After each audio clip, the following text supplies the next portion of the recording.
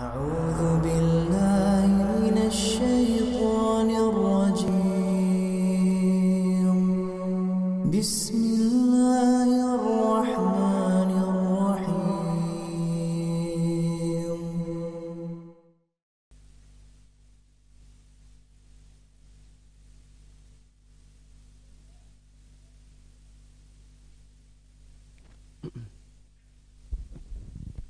Bismillahirrahmanirrahim. Assalamualaikum warahmatullahi wabarakatuh. Innal hamdalillah nahmaduhu wa nasta'inuhu wa nastaghfiruh wa na'udzu billahi min shururi anfusina wa min sayyiati a'malina. Man yahdihillahu fala mudilla fala hadiyalah. Asyhadu an la ilaha illallah wahdahu la syarika lah wa asyhadu anna Muhammadan abduhu wa rasuluhu la nabiyya wa la rasula ba'dah. Ya ayyuhalladzina amanu taqullaha ittaqullaha haqqa tuqatih wa la tamutunna illa wa antum muslimun. Masyiral muslimat, jemaah yang semoga kita selalu dalam lindungan dan penjagaan Allah Subhanahu wa taala. Puji dan syukur kita haturkan kepada Allah Subhanahu wa taala yang telah memberikan kesehatan kepada kita, yang memberikan kelapangan waktu, yang dengannya alhamdulillah kita bisa berkumpul di rumah Allah Subhanahu wa taala yang kita cintai ini dalam rangka menuntut ilmu. Semoga apa yang kita usahakan pada hari ini berbuah pahala besar di sisi Allah Subhanahu wa taala. Salawat beserta salam tak lupa pula kita hadiahkan untuk Nabi kita tercinta Nabi Muhammad sallallahu alaihi wasallam. Semoga kita termasuk umat beliau yang mendapatkan syafaatnya kelak pada hari kiamat. Para hadirat dimuliakan oleh Allah Subhanahu wa taala, melanjutkan kajian kita pada kitab Sahih Fikih Sunnah, di mana kita akan membahas tentang salat-salat sunnah. Pada pertemuan yang lalu kita sudah menjelaskan tentang salat witir. Kita ketahui bahwa salat witir ini adalah satu salat sunnah yang dia muqayyadah. Dia terikat dengan waktu, dengan jumlah, tapi dia bukan rawatib. Bukan rawatib. Jadi salat sunnah bukan rawatib atau ghairu rawatib. Yaitu salat witir. Salat witir juga kita sudah jelaskan hukumnya, kemudian waktu yang terbaik pengerjaannya. Kita juga sudah jelaskan jumlah rakaatnya. Ini sudah kita jelaskan pada pertemuan yang lalu. Surah apa saja yang disunahkan untuk dibaca di saat pengerjaan salat witir, ini juga sudah kita jelaskan pada pertemuan yang lalu. Baik, begitu juga dengan doa kunutnya. Doa kunut witir juga sudah kita jelaskan. Baik, sekarang kita akan melanjutkan sedikit lagi poin terkait dengan salat witir ini. Hukum mengqadha salat witir. Bagi mereka yang sudah terbiasa mengerjakan salat witir, ya mungkin ada beberapa alasan yang menjadikan mereka tertinggalkan, terlewatkan pelaksanaan salat witirnya di malam tersebut. Apakah boleh bagi mereka untuk mengqadha atau menggantinya di waktu yang lain? Kalau boleh, di waktu kapankah dianjurkan untuk mengqadhanya? Ini akan kita jelaskan sedikit tentang perkara tersebut. Baik, hukum mengqadha witir. Hukum mengqadha salat witir, hukumnya boleh berdasarkan hadis Abi Sa'id Al-Khudri. Beliau pernah berkata, Rasul sallallahu alaihi wasallam pernah bersabda, "Man nama 'anil witri aw nasiyahu falyusalli idza asbaha aw dzakarahu." Kata Rasul sallallahu alaihi wasallam, barang siapa yang tertidur sehingga tertinggalkan, terlewatkan pelaksanaan salat witir, atau mungkin dia terlupakan dalam pelaksanaan salat witir di malam hari tersebut, falyusalli, maka hendaklah dia mengerjakannya idza asbaha, di waktu pagi, au dzakarahu, atau ketika dia mengingatnya. Ini hadis menunjukkan bahwa bolehnya mengqadha salat witir. Tapi perlu digarisbawahi, adapun yang meninggalkannya karena sengaja. Jadi dia sudah bangun di malam hari tersebut, kemudian dia beraktivitas biasa, masak dia, nyuci, sengaja dia meninggalkan salat witir itu. Maka orang yang seperti ini, kalau terlewatkan bagi dia salat witir, maka tidak disyariatkan untuk mengqadanya. Jadi bagi siapa yang disyariatkan mengqadha ini? Bagi mereka-mereka yang terbiasa mengerjakan salat witir. Kalau yang tidak terbiasa atau sengaja meninggalkannya, lalu kemudian di pagi hari jam-jam 8 pagi dia pengen qadha gitu, nggak bisa, karena dia meninggalkan salat witir di malam tersebut dengan kondisi sadar dan sengaja meninggalkannya. Baik. Kam yuqda al-witir? Berapa rakaat ketika kita ingin mengqadha witir itu? Nah, ini dijelaskan oleh Aisyah. Jadi ada perbedaan sedikit antara salat witir yang dikerjakan di malam hari dan salat witir yang dikerjakan di pagi hari karena mengqadha.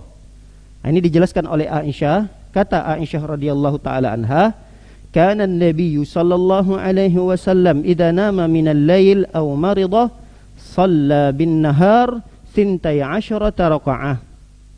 Kata Aisyah, Nabi sallallahu alaihi wasallam apabila beliau tidur di malam hari, tertidur maksudnya, tertidur di malam hari, atau karena beliau sakit di malam tersebut, sehingga beliau tidak mengerjakan salat malamnya dan terlewatkan salat witirnya dikarenakan tertidur atau karena sakit, maka kata Aisyah, shalla bin nahar, Rasul pun salat di siang harinya sebanyak 12 rakaat. Sebanyak 12 rakaat. Baik. Faqad ulima anna Nabi SAW, kita ketahui pada pembahasan-pembahasan terlewatkan yang sudah kita lewatkan, bahwa kebiasaan Rasul itu salat malamnya 11 rakaat dengan salat witir ya. Itu kebiasaan Nabi SAW. Maka ketika kita membaca hadis Aisyah ini, Rasul SAW mengerjakan salat malam dan salat witirnya karena mengqadha di siang hari, beliau salat dengan jumlah yang genap. Kalau di malam hari beliau salatnya dalam jumlah yang ganjil, tapi karena ini pengqadhaan, penggantian terhadap salat malam dan witirnya, beliau kerjakan dengan jumlah yang genap, tidak lagi ganjil. Kenapa? Faman kanat 'adatuhu al-itar biwahida, siapa orang yang kebiasaannya salat witir di malam hari 1 rakaat, maka ketika dia mengqadhanya di siang hari dikerjakan 2 rakaat. Kalau ibu-ibu sekalian yang kebiasaannya di malam hari niatnya mengerjakan salat witir 3 rakaat, berarti kalau mengqadhanya kerjakan 4 rakaat. Bisa dipahami tata cara pengqadhaan salat witirnya? Jadi tidak lagi dengan jumlah yang ganjil. Siapa orang yang misalnya mengerjakan salat malam, salat witir malamnya itu 1 rakaat, maka ketika dia ingin mengqadha salat witirnya di siang hari, tidak lagi dikerjakan 1, tapi 2. Begitu juga siapa orang yang terbiasa di malam hari salat witirnya 3 rakaat, terlewatkan atau tertidur atau karena sakit, mau bangun kok badan pegal banget, gak enak banget di malam itu untuk bangun, udah dia lewatkan. Tapi di pagi harinya dia merasa badannya agak enakan gitu. Nah, yang biasanya dia mengerjakan salat witir di malam hari 3 rakaat, maka ketika dia ingin qadha di pagi hari, dia harus kerjakan 4 rakaat. Jadi salat witirnya kalau diqadha menjadi genap. Kalau dia diqadha menjadi genap. Baik, para hadirin yang oleh Allah Subhanahu wa taala, waktu terbaik bagi mereka yang ingin mengqadha salat witir ini, usahakan pengqadhaan salat witirnya itu sebelum waktu zuhur. Jadi dari setelah waktu subuh itu mulai misalnya jam 6, jam 7, jam 8, jam 9 sampai jam 12. Antara itulah waktu yang terbaik yang disunnahkan untuk mengqadha salat witir. Ini sesuai dengan hadis Nabi sallallahu alaihi wasallam yang diriwayatkan oleh Umar bin Khattab. Umar berkata, Rasul sallallahu alaihi wasallam bersabda, "Man nama an hizbihi aw an syai'in minhu faqara'ahu fima baina salatil fajr wa salatiz zuhur, kutiba lahu ka'annama qara'ahu minal lail. Kata Rasul SAW, siapa orang yang dia tertidur padahal dia punya kebiasaannya sebelum tidur itu membaca hizib dari Al-Quran. Al-Quran itu kan ada hizib-hizibnya, ada pengelompokannya. Dalam satu juz itu, kalau ibu-ibu sekalian lihat, kadang-kadang ada Al-Quran itu di sampingnya tanda ain. Kalau dulu ada namanya ain. Biasanya 2 halaman ada ain lagi. Itu namanya hizib. Sekarang udah tertulis hizib. Hizib itu pengelompokan Al-Quran. Biasanya satu juz itu dikelompokkan menjadi 8 hizib.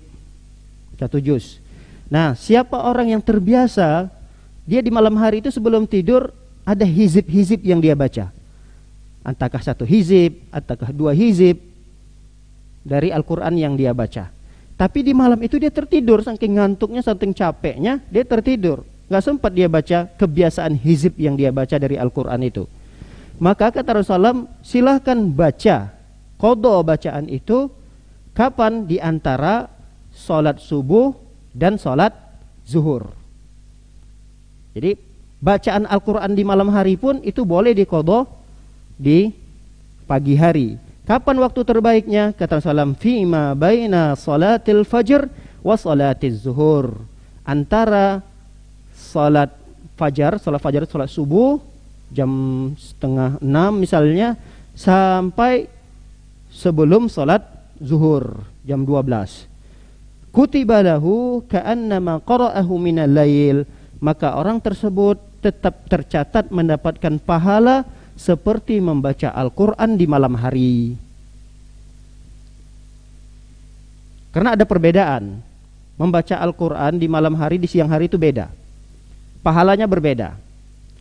Lebih utama membaca Al-Quran itu di malam hari dibanding di siang hari. Walaupun di siang hari punya keutamaan juga, tapi keutamaannya umum. Umumnya misal sabda Rasul SAW mengatakan, siapa orang membaca Al-Quran maka setiap hurufnya mendapatkan 10 pahala. Itu keutamaan secara umum.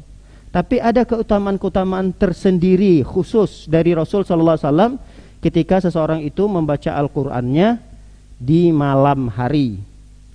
Makanya saking ada perhatian khusus dari Rasulullah terkait ibadah baca Quran di malam hari ini, yang sudah terbiasa boleh dia qadha bacaannya tersebut di pagi hari. Kapan waktu terbaiknya? Ya dari setelah salat zuhur sampai dari setelah salat fajar, salat subuh sampai sebelum salat zuhur. Baik. Ini juga dikiaskan, dianalogikan dengan salat witir tadi. Jadi salat witir juga terbaik untuk dilaksanakan waktu pengqadhaannya adalah setelah salat zuhur, setelah salat subuh sampai sebelum salat zuhur. Baik. Para hadirin dimuliakan oleh Allah Subhanahu wa taala, kita sudah sempat singgung sedikit tentang beberapa rakaat salat yang boleh dilakukan setelah salat witir. Ini sudah kita jelaskan, tidak ada masalah, hukumnya boleh. Itu pendapat yang kuat bahwa bolehnya seseorang menambah salat malam lagi setelah dia mengerjakan salat witir. Ini sudah kita jelaskan. Nah, qira'atu fi raka'ataini ba'dal witir. Ada orang yang ingin menambah 2 rakaat lagi setelah salat witir. Maka dia boleh membaca 2 surah ini, yaitu surah Al-Zalzalah dan surah Al-Kafirun. Misalnya dia selesai nih salat witir. Assalamualaikum, assalamualaikum. Kemudian setengah jam lagi masih ada waktu. Setengah jam lagi waktu subuh. Dia tutup salatnya dengan 2 rakaat. Nah, 2 rakaat penutup salatnya tadi itu boleh dia kerjakan dan dianjurkan dengan membaca surah Al-Zalzalah dan surah Al-Kafirun. Baik, sunnah yang berikutnya.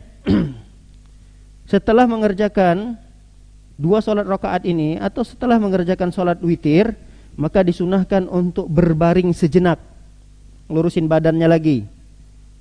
Kalau dia tertidur gimana Ustaz? Tidak ada masalah, boleh dia istirahat lagi, tidur lagi. Untuk apa? Untuk menyegarkan lagi badannya, persiapan untuk sholat subuh. Jangan sampai badan kita kecapean karena sholat malam, kemudian sholat witir, pas di sholat subuhnya hilang semangat kita untuk melanjutkan ibadah subuh. Padahal ibadah sholat subuh itu jauh lebih besar pahalanya daripada sholat malam. Jadi jangan sampai nanti karena kecapean sholat malamnya ditutup dengan sholat witir, ketika pelaksanaan sholat subuh kita itu tinggal sisa-sisa tenaga kita gitu, nggak baik. Nah, maka dianjurkan untuk tiduran atau tidur sekejap, kemudian bangun lagi supaya badannya lebih segar untuk melaksanakan sholat subuhnya. Hal ini sebagaimana yang diriwayatkan oleh Ibnu Abbas ya. Ibnu Abbas ini keponakan dari Maimunah. Maimunah ini adalah istri Nabi SAW. Ketika itu Ibnu Abbas nginaplah di rumah bibinya. Kebetulan di situ ada Rasul SAW. Lalu Ibnu Abbas melihat apa yang dikerjakan oleh Rasulullah di malam hari. Di antara yang dikerjakan oleh Rasulullah SAW di malam hari adalah sholat malam. Diperhatikan oleh Ibnu Abbas di malam tersebut. Rasul SAW bangun, kemudian beliau sholat. Aku pun terbangun, kata Ibnu Abbas. Aku terbangun, aku pun melakukan apa yang dilakukan oleh Rasulullah. Rasul sholat, aku pun sholat. Summa zahabtu, kemudian aku pergi. Fakumtu ila jambihi fawada'ahu yadahu al-yumna ala rasihi.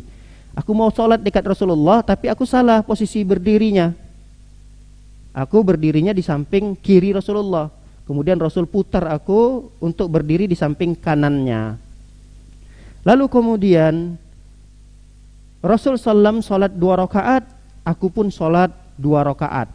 Rasul mengerjakan 2 rakaat, 2 rakaat, 2 rakaat, 2 rakaat, 2 rakaat, 2 rakaat sampai 12 rakaat.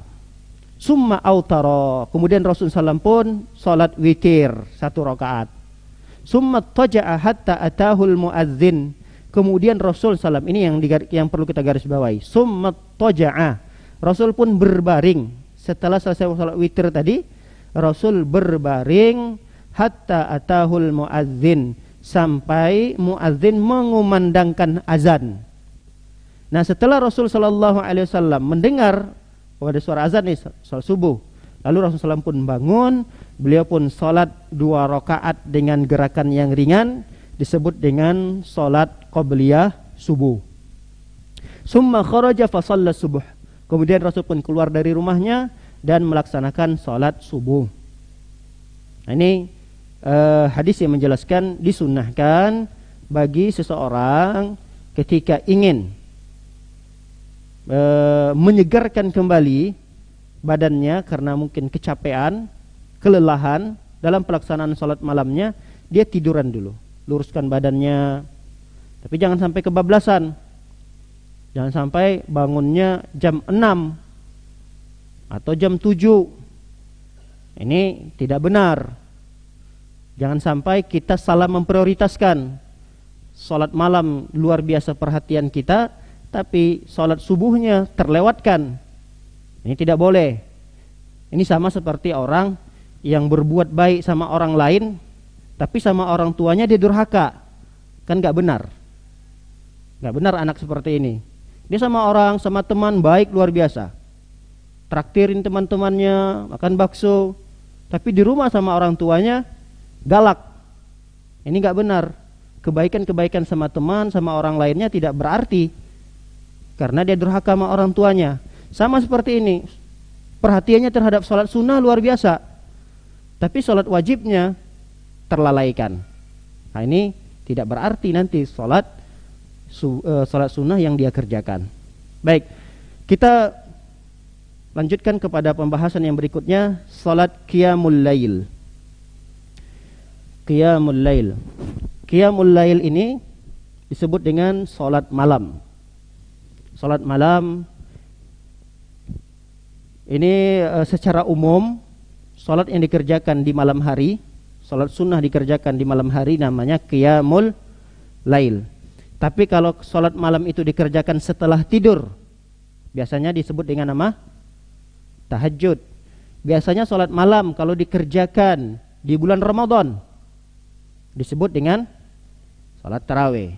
Jadi semua solat yang dikerjakan, solat sunnah ini ya, solat sunnah, semua solat yang dikerjakan di malam hari itu disebut dengan istilah qiyamul lail.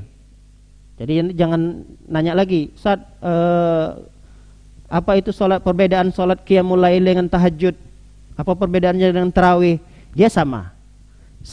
Namanya sama secara umum, dia adalah qiyamul lail. Disebut dengan solat sunnah yang dikerjakan di malam hari. Nanti istilahnya akan berbeda ketika kondisinya berbeda. Istilah solat malam itu akan berbeda ketika kondisinya berbeda. Kondisi seseorang mengerjakan solat malamnya setelah dia tidur. Dia tidur dulu sejenak, bangun, mengerjakan solat malam. Nah, solat malam yang dikerjakannya itu diistilahkan oleh para fuqaha dengan nama solat tahajud. Solat tahajud. Kalau dikerjakan di waktu di bulan Ramadan, maka dia disebut dengan solat tarawih. Baik, para hadirat maka dari Allah Subhanahu wa taala, apa keutamaan dari solat malam ini? Kadang kan kita ini kurang semangat gitu dalam melakukan suatu amalan soleh kalau enggak diketahui apa keutamaannya gitu. Kalau enggak ada keutamaannya kadang malas-malasan kita gitu. Yang ada jelas keutamaannya aja kadang kita malas-malas gitu. Apalagi tidak ada keutamaannya. Maka di sini dijelaskan terlebih dahulu tentang keutamaan bagi mereka-mereka yang mengerjakan sholat malam ini. Di sini dijelaskan di antara keutamaan sholat malam itu adalah Allah mengganjarkan orang tersebut dengan ganjaran yang begitu besar, pahala yang begitu besar, pahala yang tidak terhitung, nggak bisa dihitung pahala dari sholat malam itu. Sulit untuk menghitungnya. Saking banyak pahala dari yang didapatkan oleh orang yang mengerjakan sholat malam. Kemudian di antara keutamaan sholat malam ini adalah syiar, ikonnya orang-orang soleh gitu. Syiarnya orang soleh itu, tandanya orang soleh, kebiasaan daripada orang soleh dan soleha adalah dia tidak meninggalkan sholat malam. Wa ahammu khasaisil muttaqin, dan sholat malam ini adalah bentuk kekhususan yang dimiliki oleh orang-orang yang bertakwa. Makanya Rasul Shallallahu Alaihi Wasallam tidak pernah meninggalkan sholat malam ini, tidak pernah. Allah Subhanahu Wa Taala pernah berfirman, wa minal laili fatahajjad. Nah, firman Allah Subhanahu Wa Taala di sini memerintahkan Nabi Muhammad Sallallahu Alaihi Wasallam untuk melakukan salat malam, salat tahajud.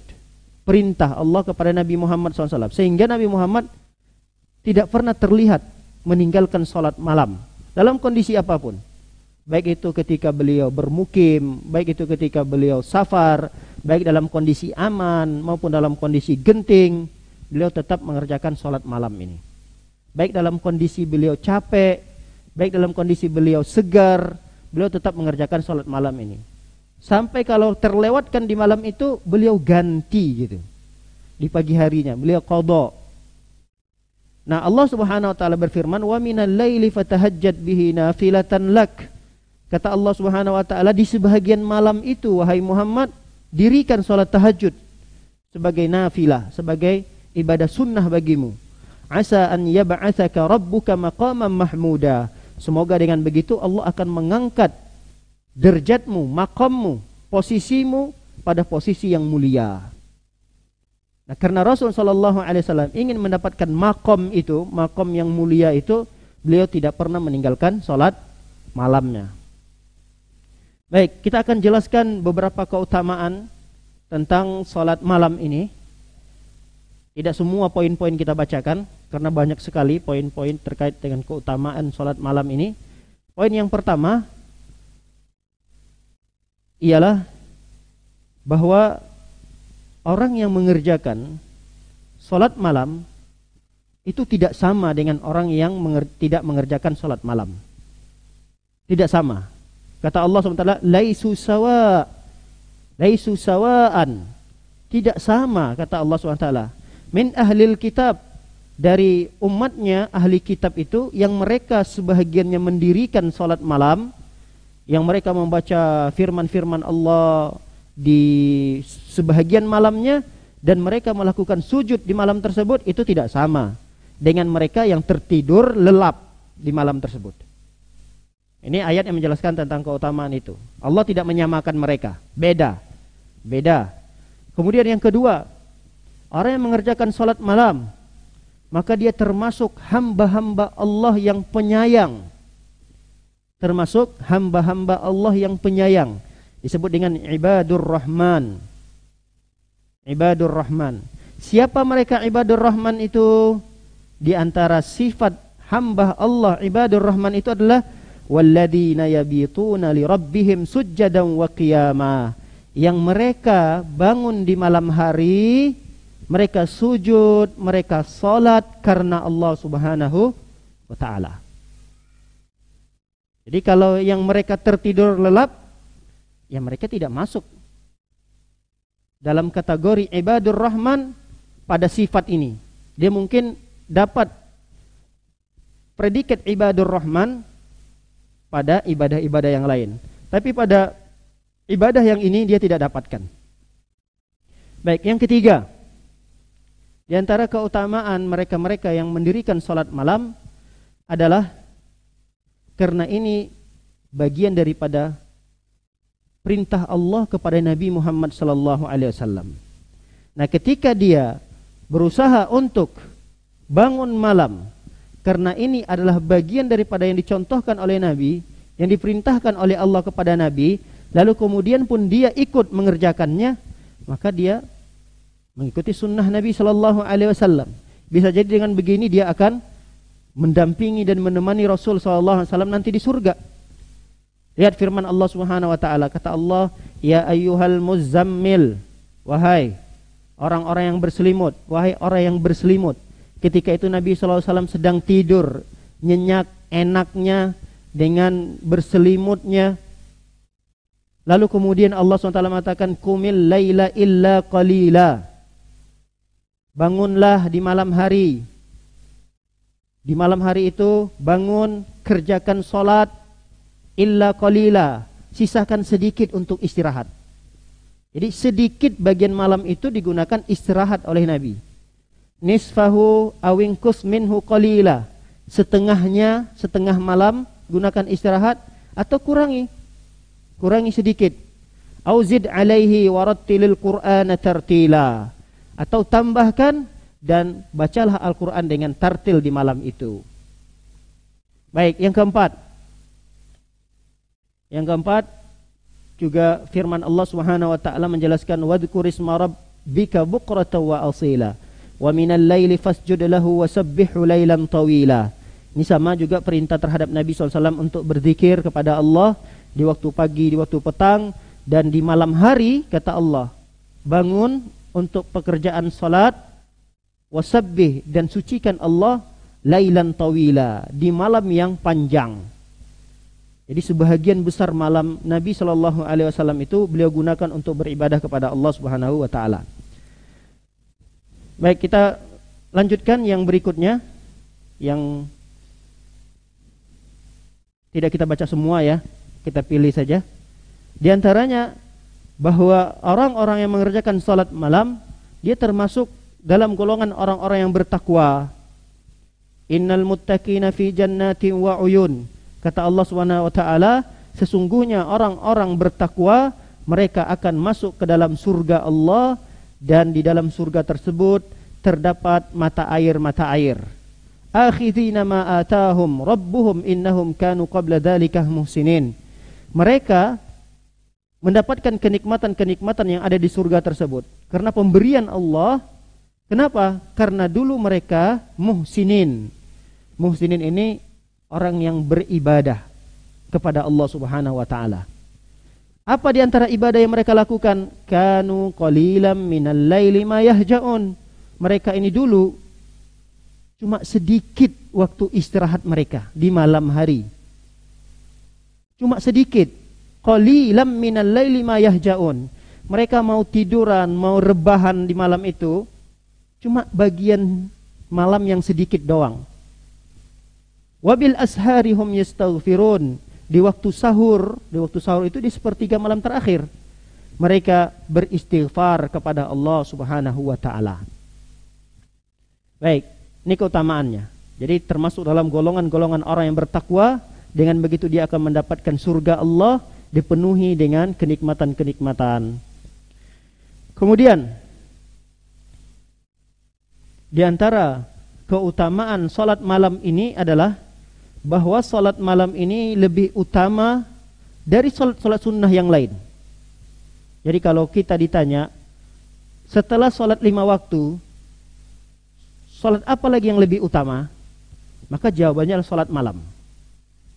Salat 5 waktu, zuhur, asar, maghrib, isya, subuh, itu kan salat yang paling afdol. Nah setelah ini salat apa? Salat malam. Sebagaimana sahabat Nabi SAW pernah bertanya kepada Rasul. Rasul pernah ditanya, ayu salatil afdal ba'dal maktuba? Ya Rasulullah, salat apa lagi yang lebih afdal setelah salat wajib? Rasul pun menjawab, as-salatu fi jawfil lail. Salat yang dikerjakan di malam hari, kata Rasulullah. Baik, yang berikutnya. Mereka-mereka yang mengerjakan salat malam, maka janji Allah terhadap mereka adalah berupa surga. Allah perintahkan mereka untuk masuk ke dalam surga. Di antara amalan yang dapat memasukkan seseorang ke dalam surga adalah salat malamnya.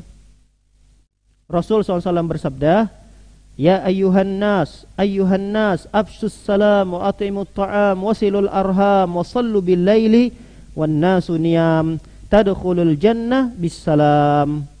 Kata Rasulullah, wahai manusia, ketika itu wahai para sahabat, afshus salam, tebarkan salam.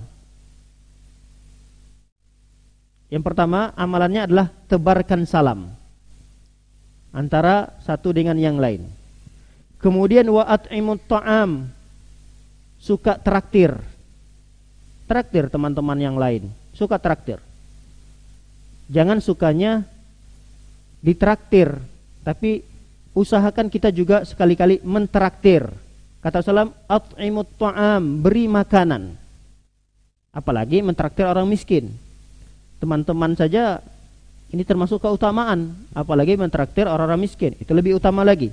Wasilul arham, kata Rasulullah, sambung tali silaturahim.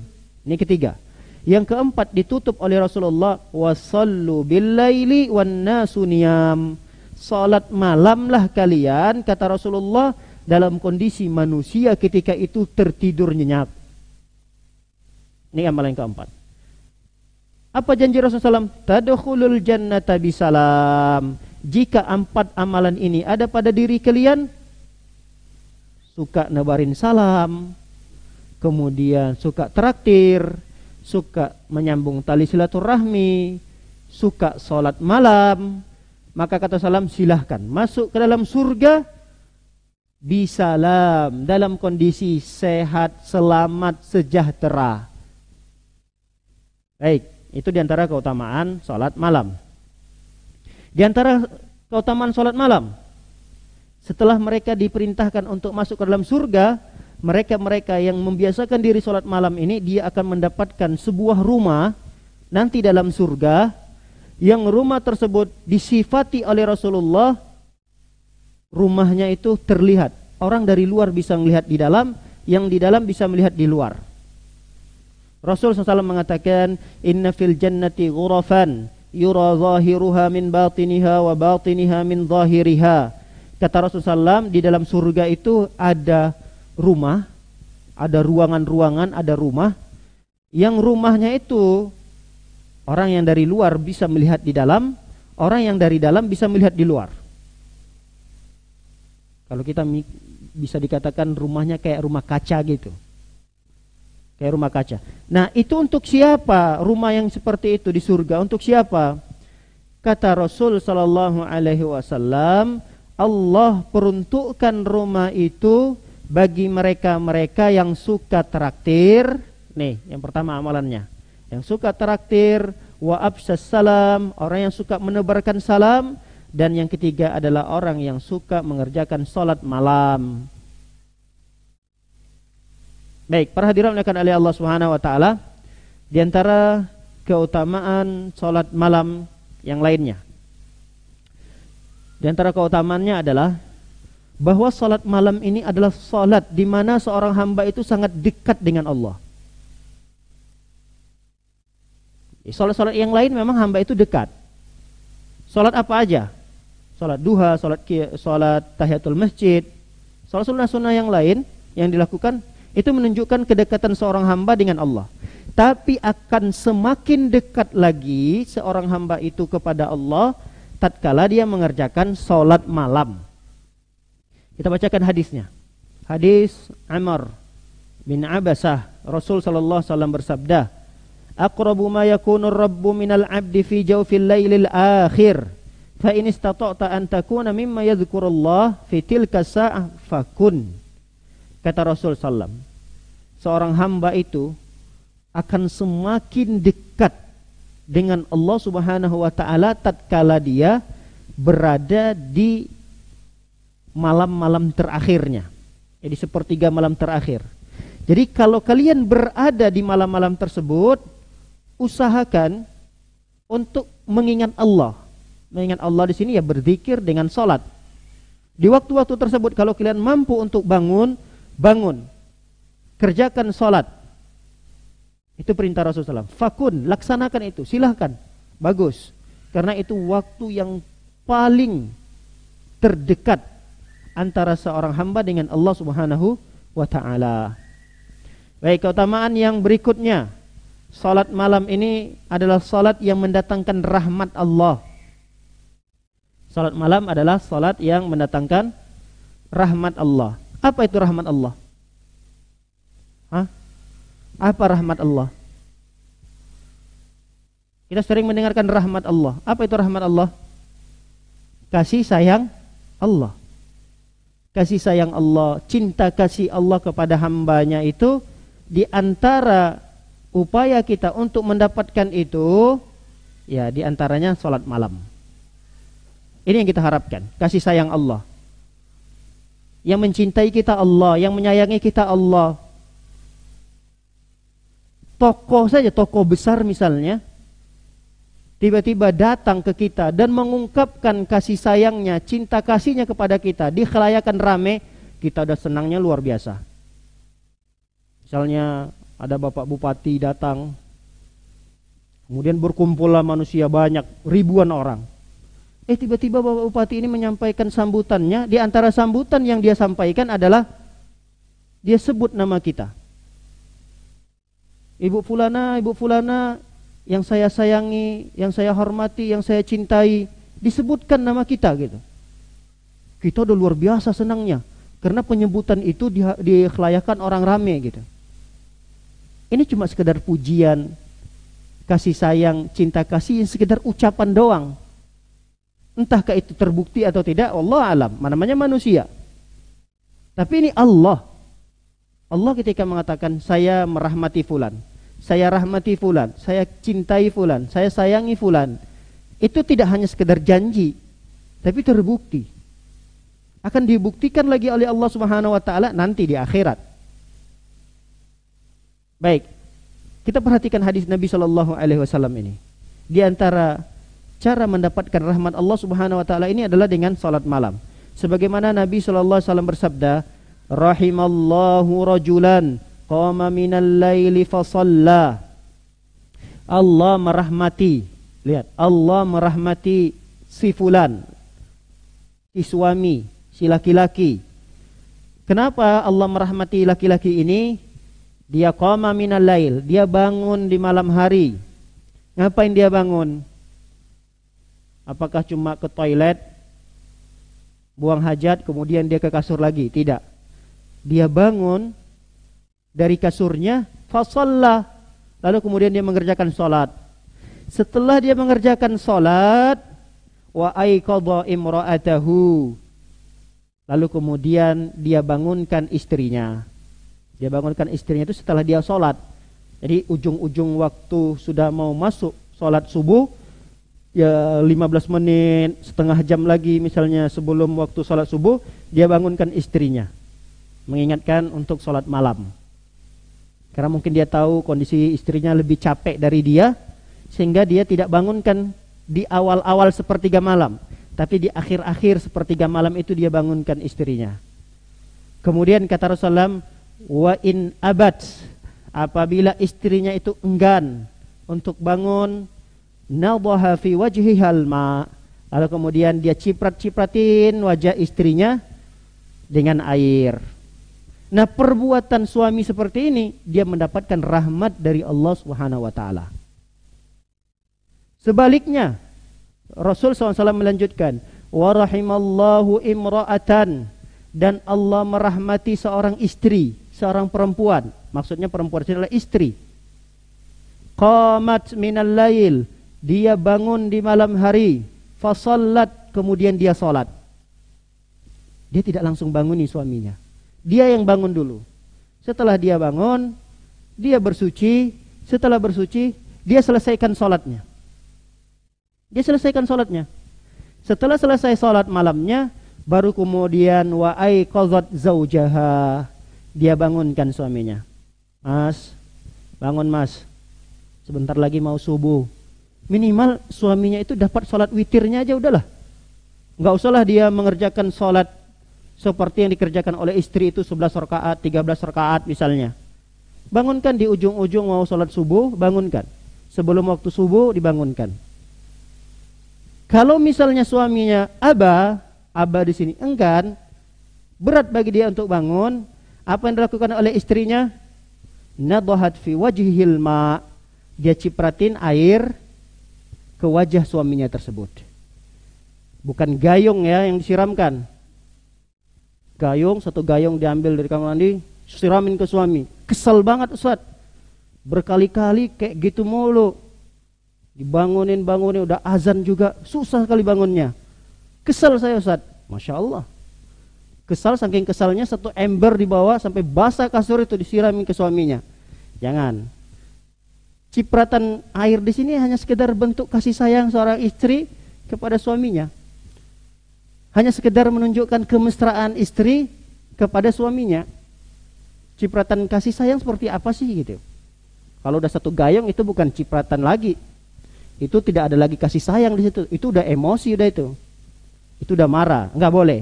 Yang mendapatkan rahmat dari Allah Subhanahu wa taala di sini adalah dia berusaha membangunkan pasangannya, suaminya dengan kasih sayang pula. Dengan begitu dia akan mendapatkan kasih sayang Allah Subhanahu wa taala. Baik. Di antara keutamaan salat malam adalah bahwa salat malam ini merupakan kebiasaan orang-orang soleh. Jadi kalau kita melihat diri kita ini orang soleh atau orang soleha atau bukan soleh dan soleha, itu bisa dilihat. Di antaranya adalah apa sih kebiasaan kita?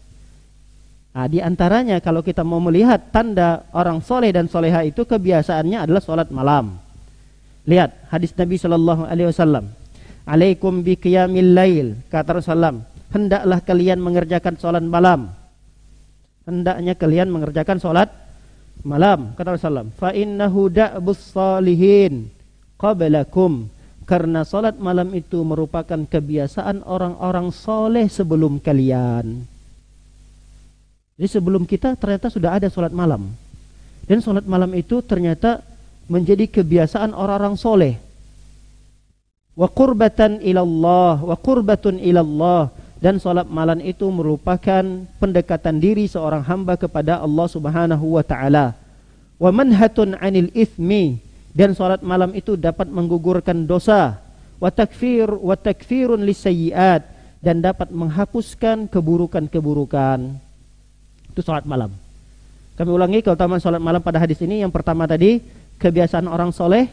Yang kedua kedekatan seseorang dengan Allah. Yang ketiga salat malam itu dapat menghapuskan dosa. Dan yang keempat dapat menggugurkan kesalahan-kesalahan.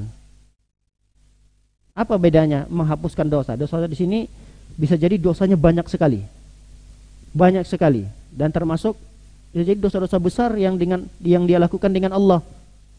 Kalau yang di sini takfir ini pengguguran, penghapusan sayyiat. Sayyiat itu dosa-dosa kecil yang mungkin dia ketahui atau tidak dia ketahui, itu bisa terhapuskan oleh salat malam yang dia kerjakan. Baik. Yang berikutnya di antara keutamaan salat malam. Mungkin ini yang terakhir, kita tutup yang terakhir di antara keutamaan salat malam, bahwa salat malam atau orang yang mengerjakan salat malam itu dia mendapatkan predikat orang yang terbaik. Orang yang mengerjakan salat malam dia mendapatkan predikat hamba yang terbaik di sisi Allah Subhanahu wa taala. Kadang kan ya di dunia ini sudah menjadi tabiat manusia untuk menjadi orang yang terbaik. Makanya di dunia ini ada event-event, ada acara-acara yang diselenggarakan. Misalnya acara olahraga. Di cabang olahraga itu sangat banyak sekali. Ada olahraga A, B, C. Apa fungsi daripada event itu? Dilaksanakan acara itu apa? Supaya terpilih orang yang terbaik. Kadang tingkatnya tingkat nasional, ada tingkat internasional. Kenapa? Karena akan memilih siapa yang terbaik dari sekian banyak orang yang mengikuti kegiatan itu. Jadi dalam hal dunia saja harus ada acara-acara, event-event yang dibuat supaya mengetahui siapa yang terbaik dari peserta yang sekian banyak itu. Begitu juga kita sebagai hamba Allah. Hamba Allah ini kan banyak banget. Tidak hanya di Indonesia. Ada yang di Eropa, ada yang di Afrika, ada kita termasuk di Asia, di Amerika. Banyak. Miliaran jumlah hamba-hamba Allah Subhanahu wa taala. Cuma pertanyaannya, kita mau enggak menjadi hamba Allah yang keluar menjadi orang yang terbaik dari sekian juta miliar orang itu? Tentunya kita banggalah. Bangga ketika ada event yang kita ikut sebagai peserta di situ. Keluar kita menjadi pemenang, walaupun tidak menjadi juara 1. Masuk 10 besar saja kita udah senang sekali. Kenapa kita kurang senang? Bahkan mungkin tidak terlintas di benak kita sedikit saja rasa kebahagiaan tatkala kita keluar meninggalkan dunia ini, ketika kita diangkat, nyawa kita dipisahkan dari jasad ini, lalu kita diumumkan menjadi manusia terbaik karena diantaranya mengerjakan sholat malam. Ini yang harusnya kita harapkan. Adapun predikat terbaik di dunia ini, siapa sih yang menilainya? Manusia yang menilai. Kemudian apakah predikat terbaik yang kita dapatkan di dunia ini akan kekal selama-lamanya, akan kita sandang sehingga kita bahagia terus-menerus? Belum tentu. Predikat dunia terbaik bisa jadi hari ini terbaik, tahun depan bisa jadi ganti orang lain, tahun depannya lagi bisa jadi orang lain lagi. Di dunia predikat terbaik, orang berlomba-lomba luar biasa, kemudian dapat senangnya luar biasa. Tapi ketika predikat terbaik yang Allah sendiri yang menstempelnya, Allah sendiri yang menilainya, kalau sudah penilaian Allah, itu tidak akan keliru. Penilaian Allah.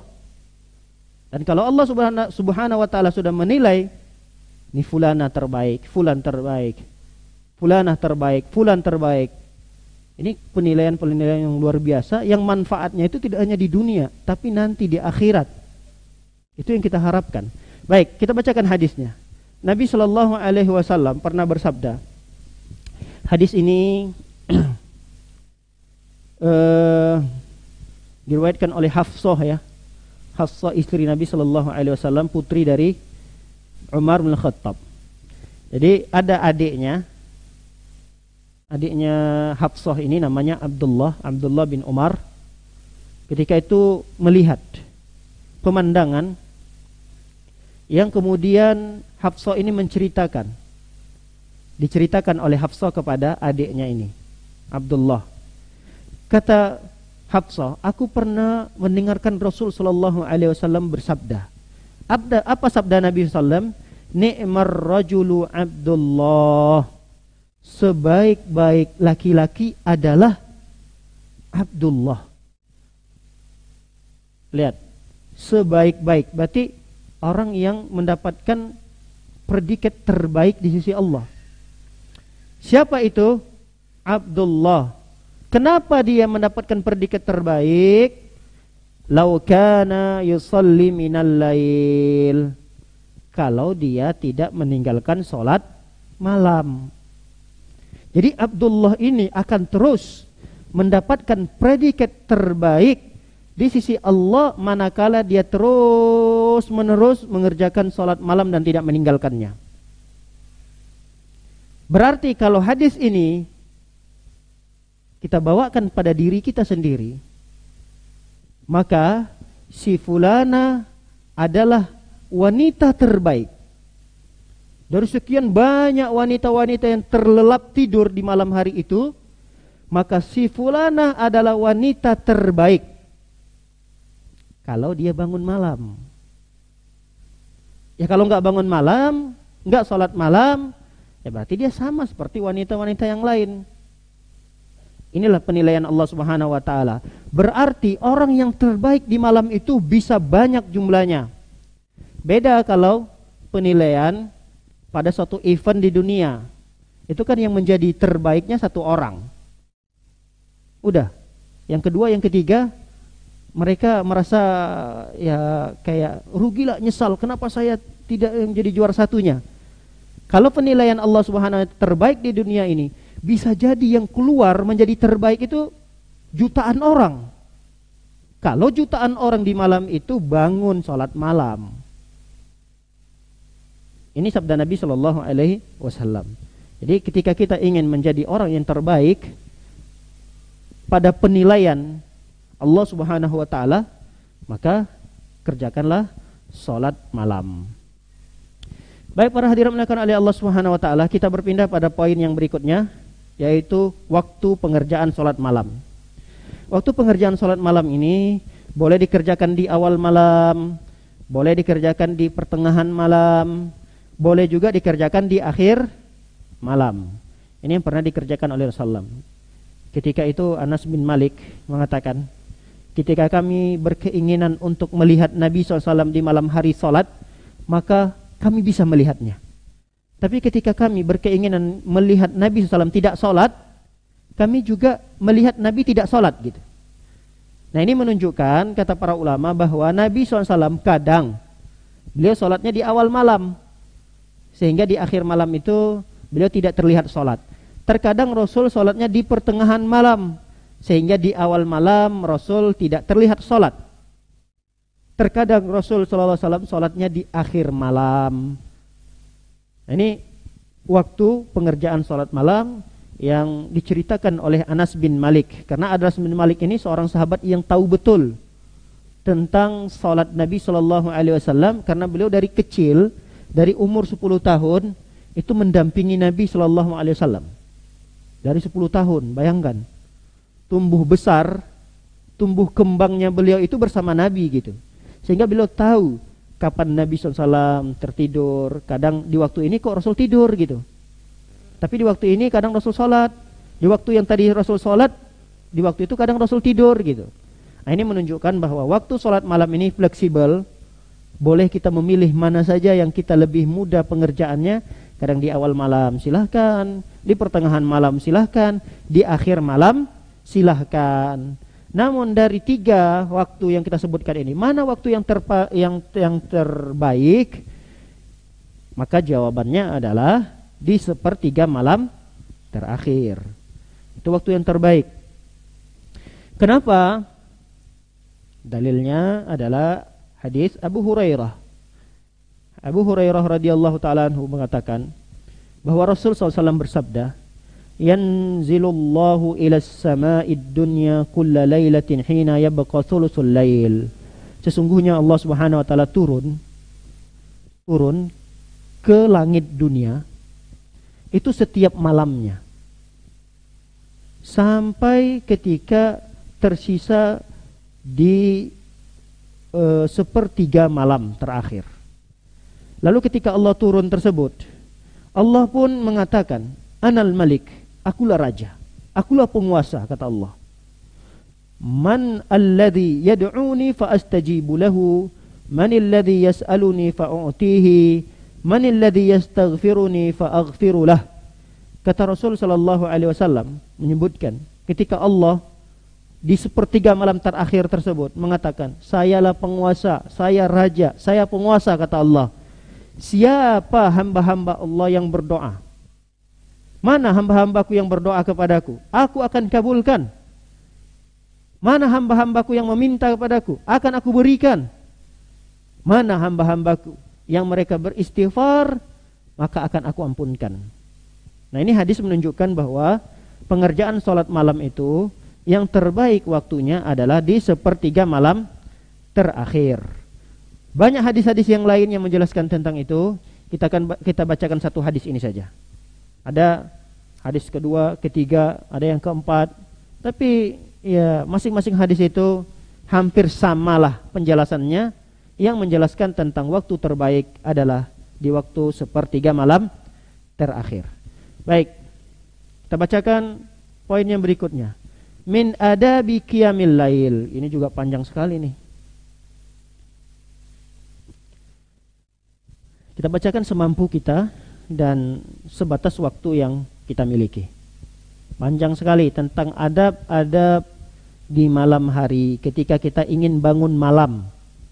Kalau kita mau bangun malam, mudah untuk mengerjakan kegiatan sholat malam, maka penuhi adab-adab ini.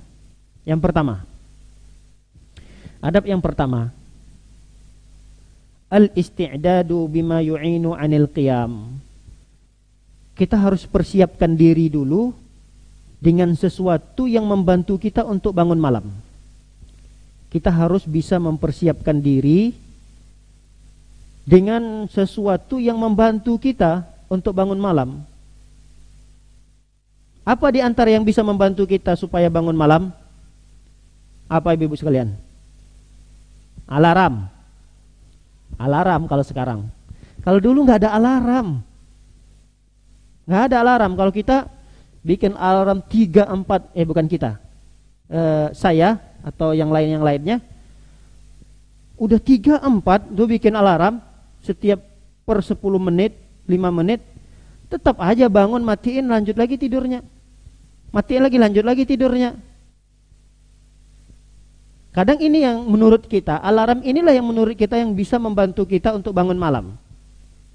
Padahal dulu ya orang-orang, Masya Allah, nenek-nenek kita dulu, mereka tuh bisa bangun malam gitu.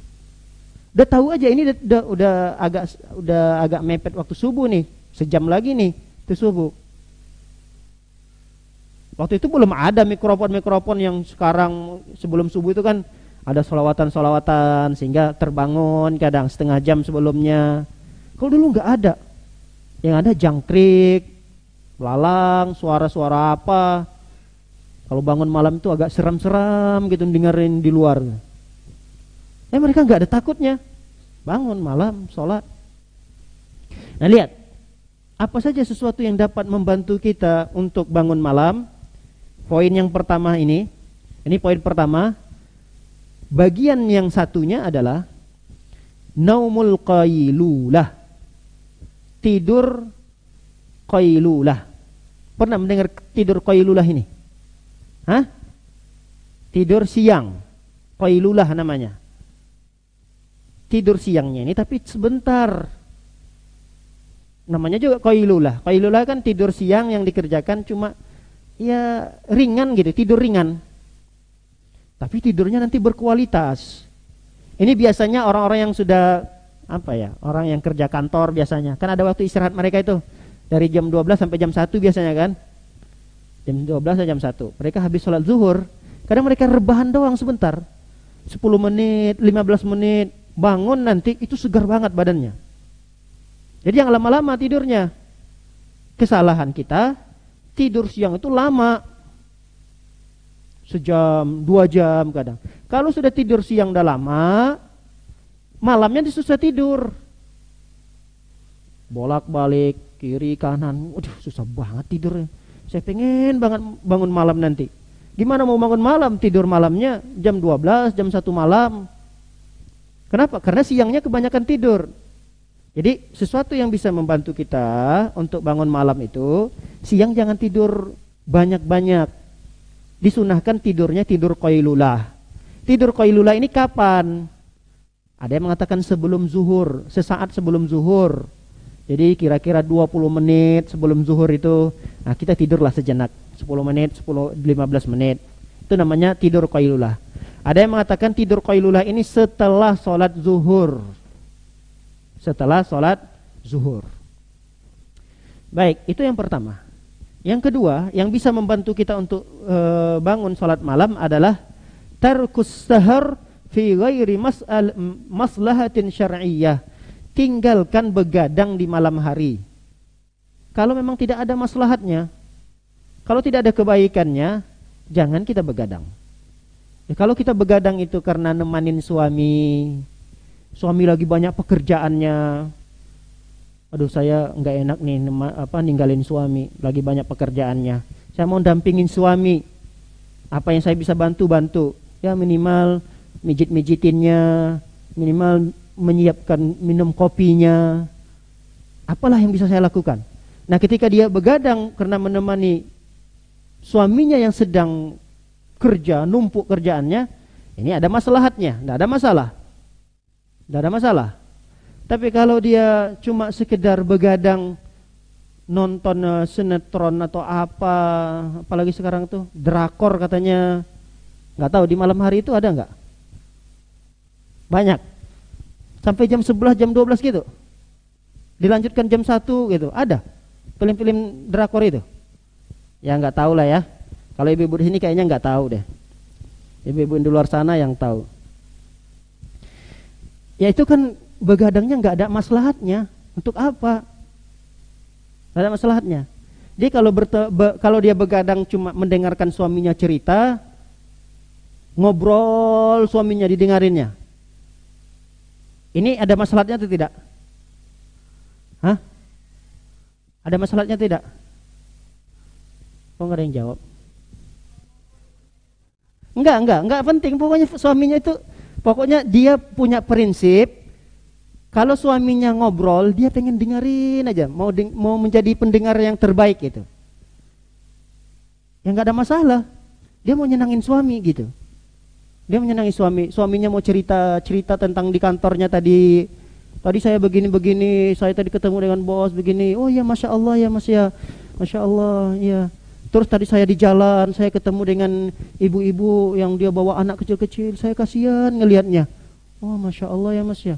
Ada ternyata ibu-ibu seperti itu, ada banyak sekali. Dia dengerin aja gitu, dengerin suaminya, cuma ngucapin masya Allah ya mas ya, masya Allah. Dia pengen menjadi pendengar terbaik gitu. Nah, ketika dia udah ngantuk banget, dia izin ke suaminya. Mas mau istirahat?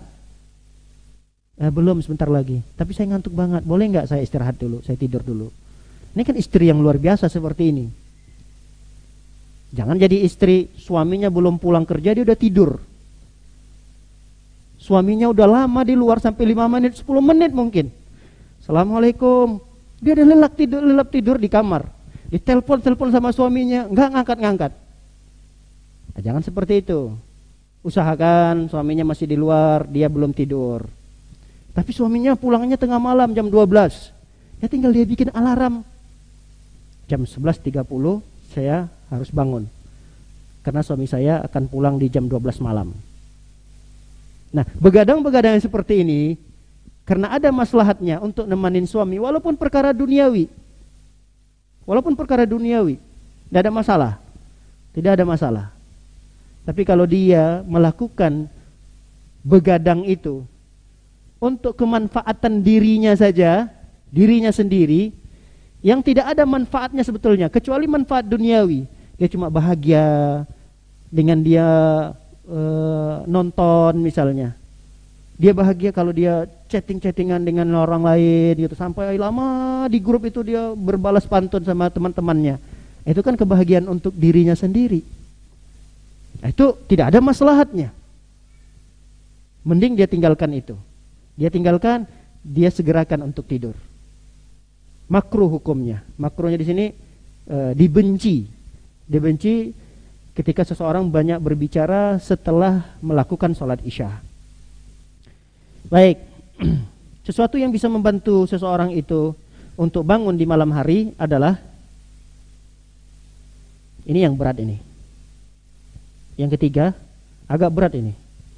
Jangan tidur di kasur yang empuk. Berat banget itu. Waduh, jadi tidurnya gimana dong? Di karpet biasa gitu. Ya begitulah kondisi Rasul Shallallahu Alaihi Wasallam ya. Kita mau nggak mau harus ceritakan ini gitu. Rasul bisa nggak punya kasur yang empuk? Bisa atau tidak? Siapa bilang nggak bisa? Ada nggak yang berani bilang Rasul nggak bisa punya kasur yang empuk? Nggak mungkin Rasulullah nggak bisa. Pasti bisa. Apalagi ketika itu kondisi beliau kepala negara ya, presiden. Yang ketika itu penaklukan beberapa kota itu sudah ada di zaman Nabi. Kemenangan-kemenangan kaum muslimin itu sudah banyak di zaman Nabi. Beberapa peperangan-peperangan yang menghasilkan harta rampasan yang begitu melimpah ruah itu sudah ada di zaman Nabi. Ngelihat emas sudah berkilo-kilo itu di zaman Nabi udah ada. Bukan kasur, emas. Pakaian-pakaian terbuat dari emas itu udah ada di zaman Nabi. Beberapa penaklukan kota-kota yang dilakukan oleh Rasulullah SAW sehingga memenangkan penaklukan tersebut. Para sahabat ketika itu pulang membawa harta rampasan perang. Ada yang kudanya, ada yang emasnya, ada yang peraknya, ada yang hamba sahayanya, macam-macam.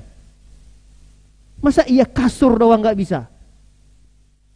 Tapi Rasulullah SAW tidak pengen itu. Kalau Rasulullah SAW mau nih kasur yang empuk, istana yang megah, singgasana, kayak raja-raja itulah kan ada singgasana seperti ini, kemudian terbuat besar gitu. Rasul ingin, mau, tinggal Rasul bilang aja, pasti akan ada. Masa sekelas Abu Bakar nggak bisa menyiapkan kasur buat menantunya? Abu Bakar kurang kaya apa? Umar, orang kaya. Abdurrahman bin Auf ketika itu, sahabat Nabi yang paling kaya juga. Dari sekian banyak sahabat Nabi yang kaya raya. Rasul kalau tinggal bilang, Abu Bakar, tolong dong cariin kasur yang paling empuk buat saya. Sekejap Abu Bakar pasti akan bisa datangkan. Berapa sih harganya? Dan itu tidak akan menghabiskan harta Abu Bakar kok. Cuma sekian 0,000, nolnya itu komanya masih 00%-nya lagi. Akan bisa disiapkan. Tapi ketika itu, perhatikan, Umar bin Khattab meneteskan air mata ketika melihat Nabi SAW terbangun dari tidurnya. Di sekujur badan Nabi SAW yang sebelah sisi kanannya ini terlihat bekas-bekas di badan beliau. Terlihat bekas-bekas. Kenapa? Karena alas tidur Nabi SAW itu cuma sekedar anyaman pelepah korma. Anyaman pelepah korma itu dianyam, dirapi-rapikan, pelepahnya itu diambil, dikulitin pelepahnya itu, kemudian dianyam. Itulah menjadi alas tidur Nabi SAW. Kalau kita dulu, orang tua kita, nenek-nenek kita dulu, mereka itu tahu tikar, Bu, anyaman tikar itu. Mungkin orang kampung tahu lah ya. Jadi nenek-nenek kita dulu atau orang tua kita dulu, itu mereka ngambil satu pohon, apa nama pohonnya? Pohon pandan atau apa yang berduri-duri kadang dia. Nah itu nanti dijemur sama mereka, direbus dulu. Kalau mau dia diwarnain lebih bagus lagi nanti dicelupin sama warna apa gitu. Setelah itu dikeringin, dianyam, menjadi tikar nanti. Itu nggak empuk itu. Pertanyaannya, bisa nggak kita istirahatnya menggunakan tikar-tikar kayak gitu? Waduh, berat kayaknya. Ya tapi itulah cara supaya kita tidak tidurnya nggak terlalu nyenyak-nyenyak banget. Yang penting ya kita sekedar istirahat, selesai. Ya Allah alam bisawab. Inilah diantara kiat poin yang pertama ya, yang dapat membantu kita bisa kita bangun ya, yang membantu supaya kita mempersiapkan diri agar bisa bangun di malam hari. Poin pertama. Baik, kita pindah kepada poin yang kedua. Poin yang kedua, an yanwi 'inda naumihi al-qiyam. Jadi sebelum tidur usahakan untuk berniat. Sebelum tidur usahakan kita berniat, nanti saya mau bangun malam nih. Tapi niatnya jujur ya. Jangan niat-niatan doang. Tadi kata Ustadz, niat. Kalau bisa sebelum tidur itu niatkan untuk bangun jam 3 malam. Cuma sekedar niat, tapi niatnya nggak jujur dalam hatinya. Cuma meniatkan saja. Kenapa? Karena ada keutamaannya. Nah, jadi dia ingin mendapatkan keutamaan ini. Apa keutamaannya? Ketika seorang berniat sebelum tidur untuk bangun, kita bacakan hadisnya, hadis Abu Darda. Anan Nabi sallallahu alaihi wasallam, dari Nabi sallallahu alaihi wasallam, beliau bersabda, "Man ata ila firashihi wa huwa yanwi an yaquma fayusalli minal lail." Siapa orang yang ingin mendatangi tempat tidurnya dalam kondisi dia berniat agar bisa bangun di malam hari untuk mengerjakan sholat malam. Udah berniat dia nih. Ketika dia mau datang ke kasurnya, ketika dia mau masuk kamar, mau istirahat, dia udah berniat. Ya Allah, nanti pengen bangun malam, mau sholat malam. Berikan kemudahan ya Allah untuk sholat, untuk bangun malam, agar bisa mengerjakan sholatnya. Ternyata di malam itu faghalabathu ainuhu hatta yusbih kutiba lahu ma nawa. Tapi ternyata rasa kantuk di matanya mengalahkan dia. Jadi matanya itu bisa mengalahkan dia sehingga dia tidak terbangun di malam itu. Terbangunnya ketika sudah subuh. Kutiba lahu ma nawa. Tetap orang yang seperti ini akan mendapatkan pahala seperti apa yang diniatkannya. Apa niat dia tadi? Bangun sholat malam. Tertidur dia malam itu, maka pahalanya tetap tercatat bagi dia seakan-akan dia mengerjakan sholat malam. Wa kana naumuhu shadaqatan alaihi min rabbih. Dan tertidurnya dia malam itu merupakan sedekah dari Allah untuknya. Masya Allah. Jadi tidurnya itu menjadi sedekah dari Allah, dan tidurnya itu berbuah pahala seakan-akan dia mengerjakan sholat malam di waktu itu. Ini hadis yang luar biasa, memberikan keutamaan yang besar kepada kita tatkala kita berniat secara jujur ya. Jujur kita niat untuk bangun malam, kemudian kita mengerjakan sholat malam di waktu itu.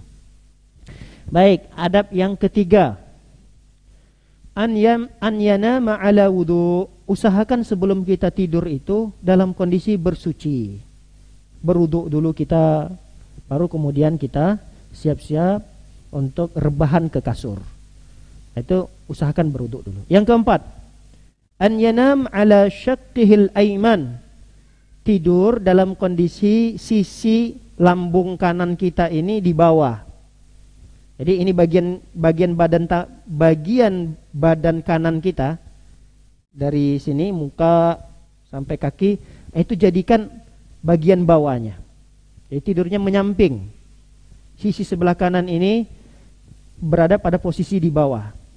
Ini yang diajarkan oleh Nabi Shallallahu Alaihi Wasallam berdasarkan hadis Hafsah ya, istri Nabi Shallallahu Alaihi Wasallam. Hafsah mengatakan, Nabi Shallallahu Alaihi Wasallam apabila ketika beliau ingin tiduran, beliau jadikan tangan kanannya itu di bawah pipi kanannya. Ini pipi kanan beliau, Nah, tangan kanan beliau itu beliau giniin. Ustaz, kalau sekarang udah ada bantal gimana? Pakai bantal lebih enak daripada tangan. Ya tidak ada masalah. Tapi kalau kita mau laksanakan hadis ini, bantal, kemudian kita taruh tangan kita di pipi kita begini. Itu bagus. Jadi sisi sebelah kanan kita ini jadikan bagian bawahnya. Kenapa? Karena biasanya tidur yang seperti itu dia lebih berkualitas, lebih nyenyak tidurnya. Lebih nyenyak. Karena anggota tubuh kita yang sebelah kanan ini tidak menghimpit bagian-bagian jantung. Coba kalau kita tidurnya sebelah kiri, ini kan paru-paru kita nanti akan terhimpit oleh badan kita yang agak sebelah kanan ini kan ya. Lebih besar biasanya dia, takutnya anggota-anggota tubuh, organ-organ tubuh seperti jantung apa itu terhimpit sehingga kadang-kadang membuat tidur tuh nggak nyenyak. Dikit-dikit terbangun. Kenapa? Karena posisi tidurnya tidak benar.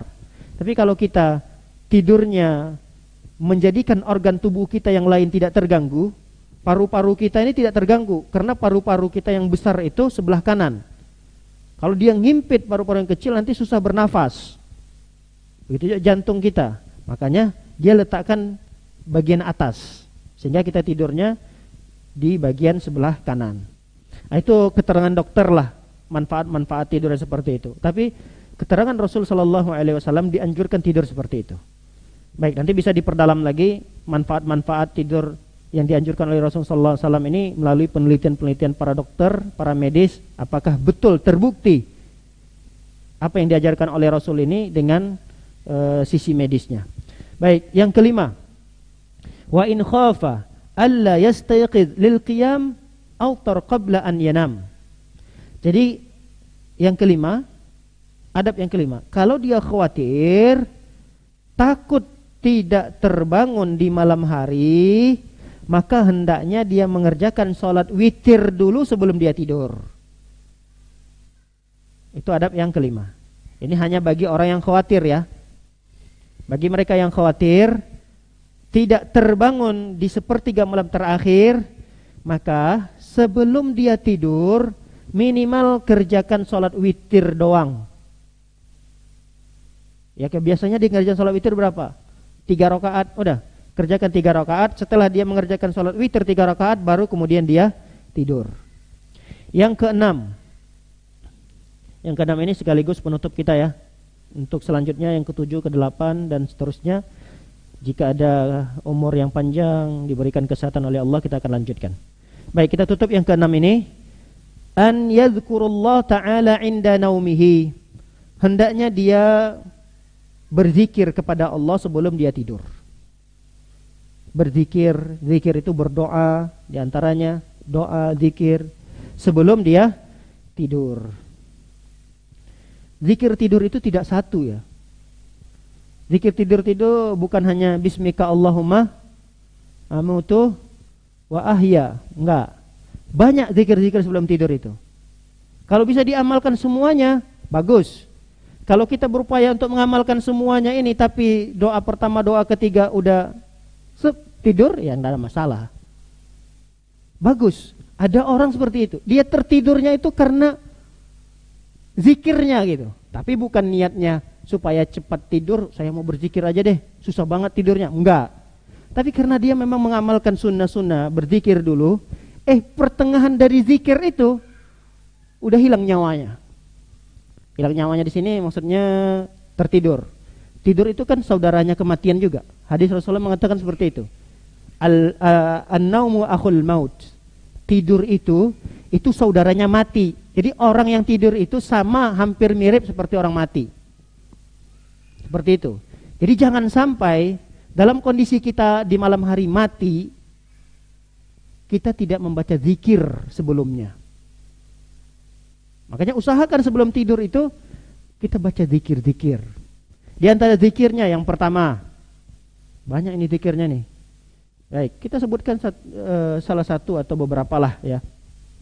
Yang pertama yang dibaca sebelum tidur itu sebagaimana hadis Aisyah, Nabi SAW bersabda, Aisyah pernah bercerita ya tentang Nabi SAW.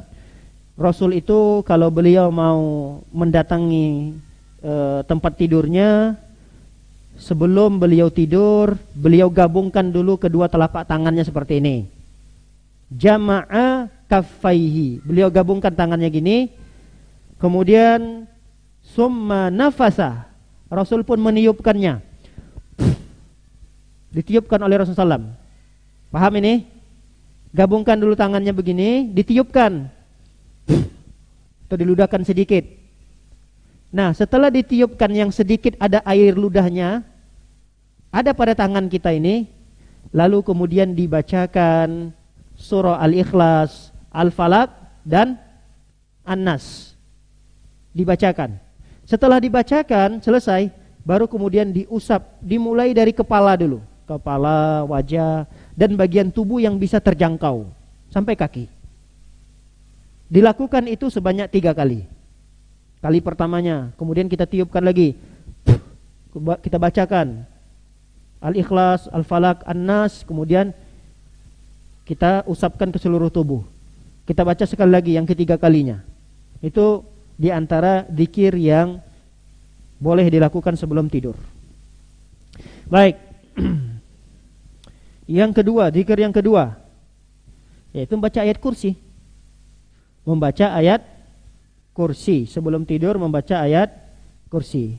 Hadis ini panjang sekali ya, menceritakan tentang ayat kursi ini, dianjurkan sekali sebelum tidur. Tapi saya ringkas, kisahnya adalah ketika syaitan menjelma menjadi manusia, lalu dia mengajarkan Abu Hurairah.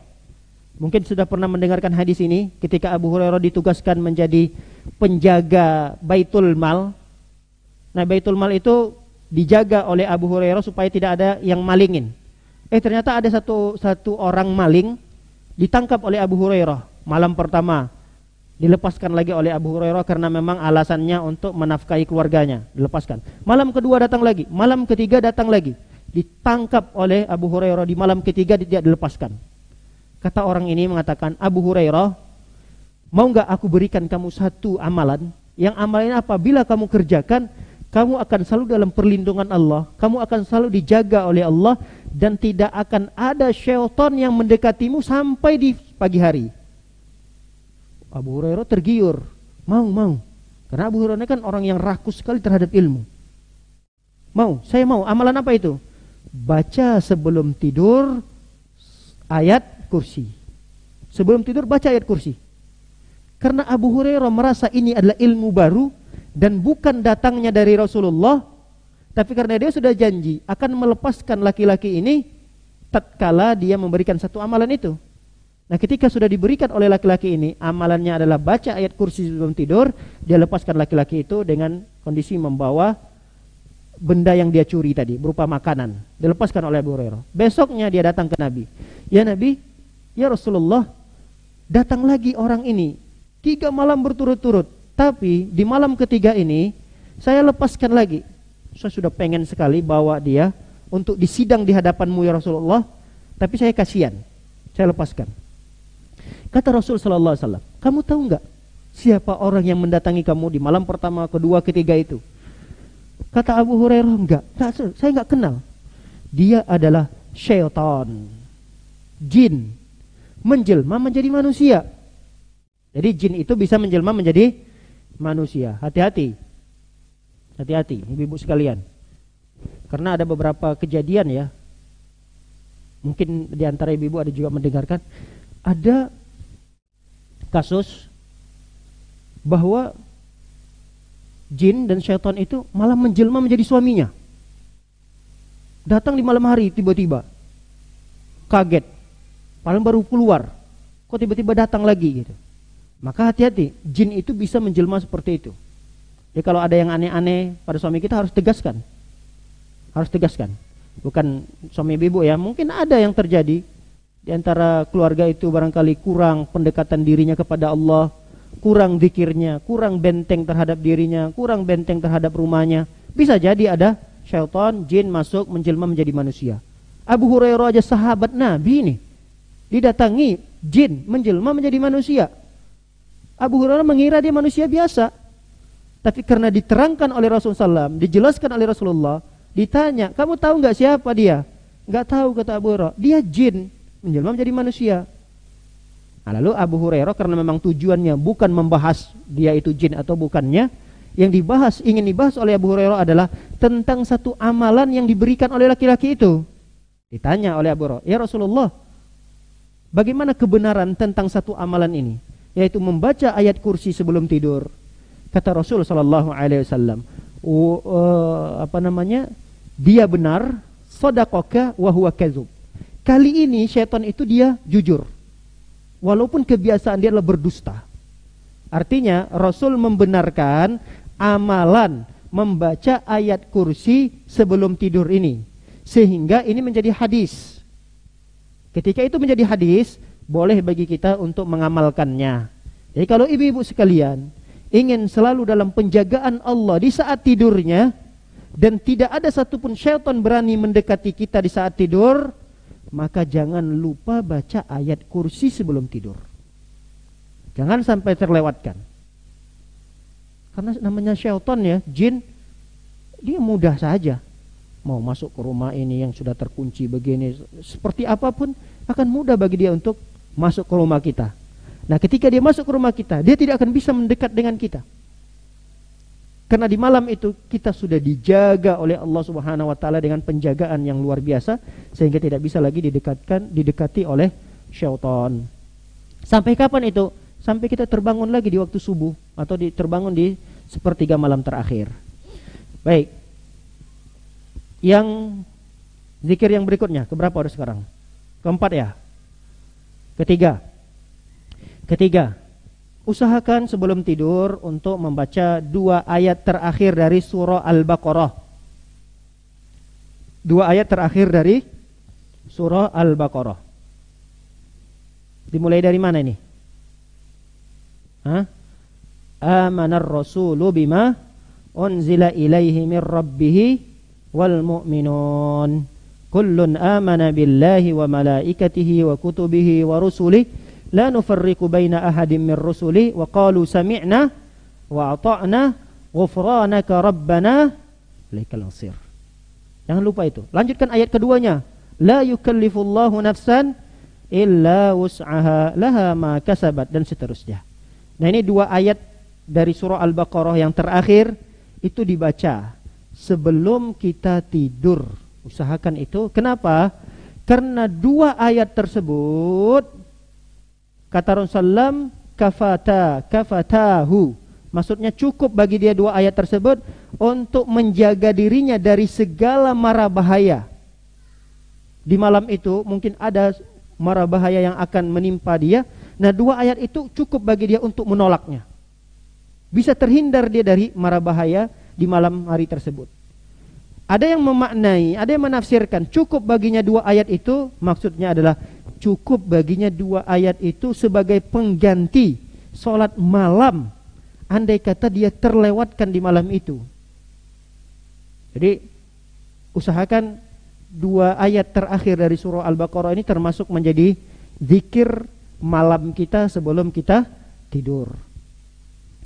Yang keempat, hadis yang diriwayatkan oleh Naufal al-Ashja'i, beliau berkata kepadaku Rasul sallallahu alaihi wasallam, kata beliau, "Iqra, bacalah Qul ya ayyuhal kafirun." Sebelum tidur itu baca dulu surah Qul ya ayyuhal kafirun. Setelah selesai, lakum dinukum waliyadin misalnya, baru kemudian kita tutup dengan tidur kita tidur. Kenapa? Fa innaha bara'atun minasyirik. Siapa orang yang membaca sebelum tidurnya surah Al-Kafirun ini merupakan bahwa dia menunjukkan sikap saya ini berlepas diri dari kesyirikan gitu. Saya di siang hari barangkali ada yang tidak disadari melakukan kesyirikan kecil yang tidak saya sadari, maka saya tunjukkan sikap saya bahwa saya ini berlepas diri dari segala kesyirikan, sehingga dia baca surah Al-Kafirun ini. Pendek kok, sering kita baca, sering kita dengarkan. Usahakan untuk diamalkan. Kemudian zikir yang sudah biasa ya, kita ajarkan juga kepada anak-anak kita dengan sebuah doa, Bismika Allahumma amutu wa ahya. Itu diantara zikir yang keberapa tadi ini? Yang kelima atau keenam. Baik, kita tutup dengan zikir yang Masih ada berapa lagi? 3 lagi. Ya nggak apa-apa, kita ringkas. Zikir yang berikutnya dianjurkan untuk membaca subhanallah 33 kali, alhamdulillah 33 kali, Allahu akbar 34 kali. Dalam riwayat yang lain 33 kali. Allahu akbarnya itu ada yang mengatakan 33 kali, ada yang mengatakan 34 kali. Kami ulangi, sebelum tidur itu subhanallah 33 kali, alhamdulillah 33 kali, Allahu akbarnya 33 kali atau 34 kali. Ini ada kisahnya memang. Zikir ini kenapa dianjurkan untuk dibaca? Karena ketika itu Fatimah minta kepada Rasulullah membantu pekerjaan rumah tangganya Fatimah ini. Berat pekerjaan Fatimah ini. Sampai tangannya kepalan. Karena pekerjaan beliau itu menghaluskan gandum. Minta, tapi nggak ada pembantu yang bisa diberikan oleh Ali. Ali ketika itu memang seorang suami yang ekonominya tidak terlalu baik lah ya, tidak terlalu bagus. Sehingga Ali nggak bisa membayar jasa pembantu yang membantu pekerjaan rumah tangga Fatimah. Akhirnya Rasulullah memberikan solusi. Baca zikir ini. Dengan zikir ini Allah akan tolong pekerjaan-pekerjaan kita. Pekerjaan-pekerjaan berat kita di siang hari, apalagi ibu rumah tangga. Banyak sekali pekerjaannya di rumah. Nggak habis-habis, nggak selesai-selesai. Selama 24 jam. Nggak ada istilah ibu rumah tangga itu habis pekerjaannya. Nggak, ada aja dikerjain. Habis ini, pindah ke sini, pindah ke sini. Sudah dipel ini, sudah disapu. Nanti datang lagi anak-anaknya, kotor lagi, sapu lagi. Banyak pekerjaan, luar biasa. Nah, untuk meringankan pekerjaan itu, supaya diberikan kekuatan oleh Allah Subhanahu wa taala, di malam harinya dia berzikir seperti ini. Bisa jadi pekerjaan yang di mata orang nggak mungkin dikerjakan sama perempuan. Ini pekerjaan luar biasa, pekerjaan rumah tangga ini. Herannya kita, kok bisa dikerjakan sendiri? Itu mata kita melihat, heran kita, kok bisa dia ngerjakan sendiri? Kita tidak tahu, ternyata di antara amalan yang dilakukan mungkin ya adalah sebagaimana yang diajarkan oleh Rasul sallallahu alaihi wasallam, zikir ini kepada putrinya Fatimah. Setelah itu Fatimah tidak pernah lagi minta dan mengeluh kepada suaminya, tidak pernah curhat lagi pada suami dan kepada orang tuanya terkait dengan pekerjaannya. Dia kerjakan semuanya. Kenapa? Karena dia merasa bahwa pekerjaan itu mudah dikerjakan karena pertolongan Allah Subhanahu wa taala. Baik, di antara zikir yang lainnya adalah ucapan Allahumma anta khalaqta nafsi wa anta tawaffaha dan seterusnya.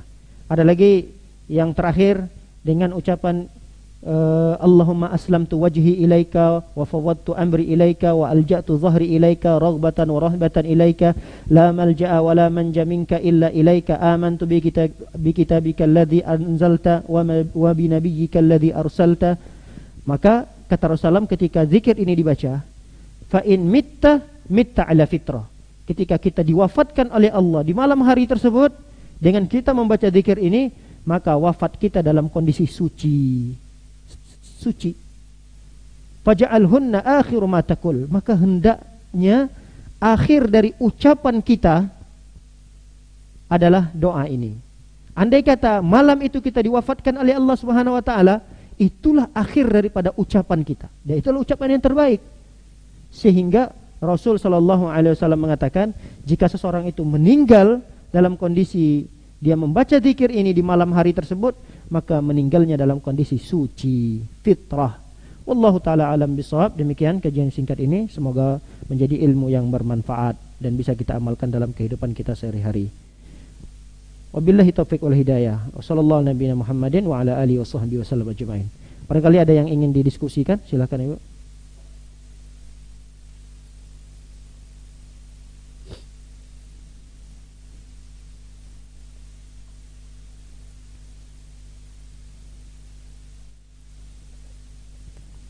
Ya, silakan Bu.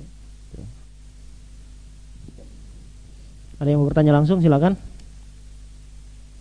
Silakan Bu.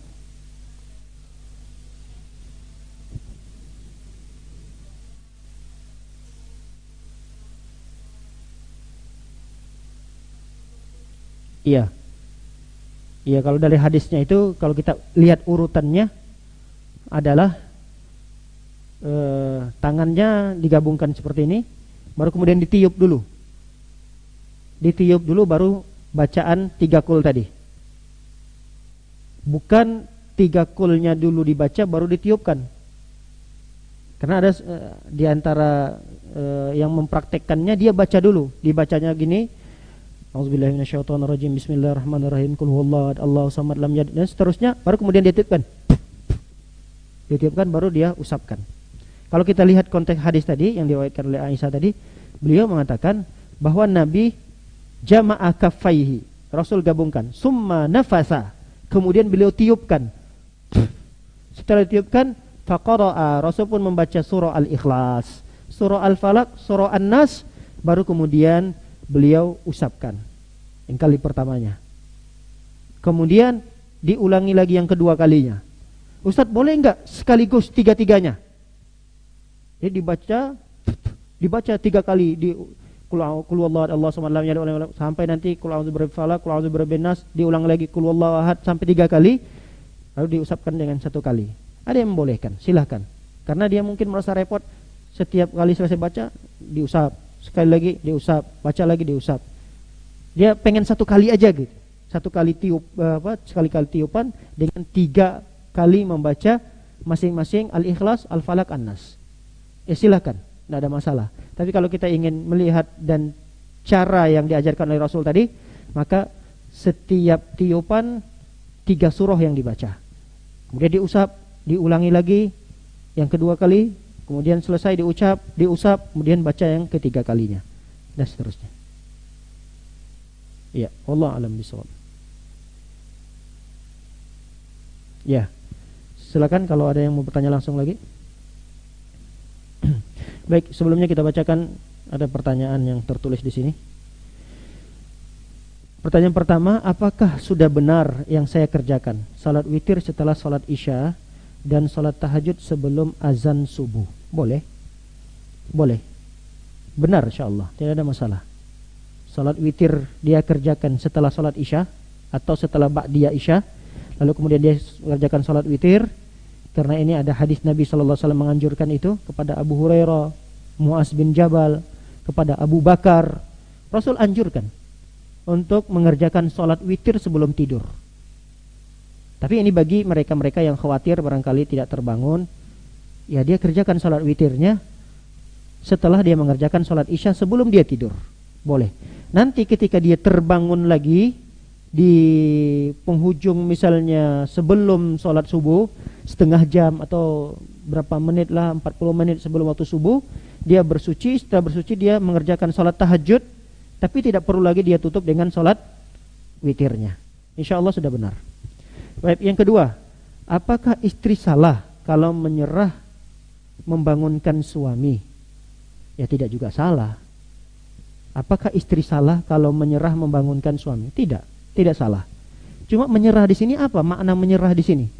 Makna menyerah di sini setelah dia membangunkan yang sekian kalinya, udah menyerah, kemudian dia biarkan suaminya esoknya, biarkan, udahlah tidur aja lah. Menyerahnya seperti itu maknanya. Atau menyerah apa ini? Kalau menyerah maknanya adalah, udahlah saya nggak mau bangunin lagi deh. Saya sudah cukup membangunkan, udah hampir 3 tahun kayak gini. Setiap kali dibangunin, saya udah nyerah deh, biar bangun sendiri aja deh. Jangan, kalau menyerahnya maknanya seperti ini. Tapi kalau dia menyerahnya maksudnya di sini adalah udahlah kayaknya memang suami ini butuh bantuan saya untuk membangunkannya. Kayaknya nggak diharapkan deh dia bisa bangun sendiri. Nah, menyerahnya seperti ini nggak ada masalah. Mungkin ini adalah bagian daripada pahala istri tersebut. Dia saling tolong menolong kepada suaminya dalam hal ketaatan. Berharap pahala dari Allah Subhanahu wa taala. Jangan menyerah di sini menjadikan dia putus asa. Kalau dia putus asa, istri putus asa, membiarkan suaminya dalam kondisi terlelap tidur, terlewatkan waktu subuhnya, ya putusan asa seperti ini malah mendatangkan dosa. Bahaya. Jangan biarkan. Dibangunkan. bangunkan. Enggak mau bangun. Nanti 10 menit berikutnya bangunin lagi. 10 menit berikutnya bangun lagi. 15 menit lagi nih mau habis waktu subuh. Kita bangunkan. Ayo mas, bangun. Kita lihat dia sudah bangun, tapi tidur lagi dia. Ternyata di waktu subuh itu dia tidak mengerjakan sholat subuh. Kita gugur, kewajiban kita gugur. Kita berlepas diri. Dan kita tidak akan mendapatkan dosa sedikit pun dari sholat subuh yang ditinggalkan oleh suami tadi. Karena kita sudah berusaha untuk membangunkannya. Baik, yang ketiga. Apakah sama setelah sholat sunnah tetap istighfar dan membaca Allahumma antas salam? Tidak ada keterangan yang seperti ini. Jadi habis sholat sunnah yang kita lakukan tidak ada doa khususnya, tidak ada zikir khususnya. Jadi tidak ada ucapan astagfirullah, Allahumma antas salam, tidak ada. Itu hanya khusus keterangannya pada sholat 5 waktu. Tapi kalau sholat witir memang ada doa-doa khususnya.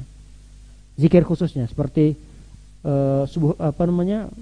subhanallah quddus ada. Allahumma inni a'udzubika biridhaka min sakhatika wa bimu'afatika min uqubatika, dan seterusnya. Memang ada zikir-zikir khusus yang dibacakan setelah selesai sholat witir.